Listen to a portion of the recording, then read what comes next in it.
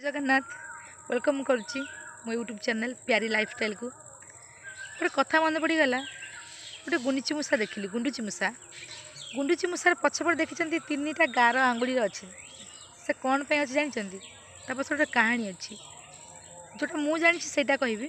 बाकी जो भूल थाए ताले क्षमा करेंगे। ठीक टा आप कमेंट मध्य जन पारे। जिते माँ सीता हरण होते लंकापुरी नहीं रखीदे तो रावण से रामचंद्र सेतुबंध बांधुले लंकापुरी जावाई अनेक बानर सेना साहाय्य करते सेतुबंधरे। से गोटे गुंडुची मूषा थिला तो सी भी कौन कला ना प्रभु रामचंद्र को साहाय्य करने से पानी में बुड़ी जाऊला नईरे आसिकी बाली रे गड़िकी पुणी चाह से सेतुबंध पर झाड़ी होता जहाँफल ता देहर लगी बाली सब सेतुबंध भाव झड़ीज।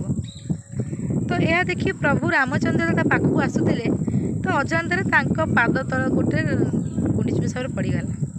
से किसी समय से जापारे तापर पादटी काढ़ले से कहले मुझे जापारे तू कौन पे कहलुनि कि मो पाद तले तू रही जाइए मो पाद तो ऊपर पड़ू तो कष्ट हो। तो गुंडुची मूषा हसिकी कहला प्रभु मत कष्ट हो क्या कहबी कष्ट जहाँ कहबी से स्वयं मत कष्ट दौरान क्या मो प्रभु कष्ट दूसरे कष्ट मुझे दौची बोली क्या पाखरे कहबी मत कष्ट होची बोलिकी तेल आम तो कष्ट भी आम भगवान जनाती स्वयं भगवान ही तो कष्ट दूसरे। ये भी राम प्रभु रामचंद्र गोटे लीला सेठू रामचंद्र आसिकी पिठी में आउँसी देते प्रवाद अच्छी से आंगुल तीन रामचंद्र पछपटे रही जाइए।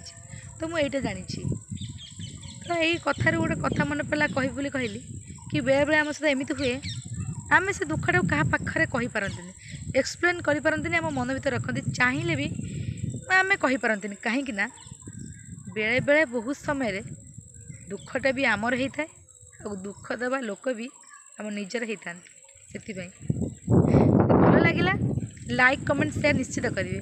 रही जय जगन्नाथ।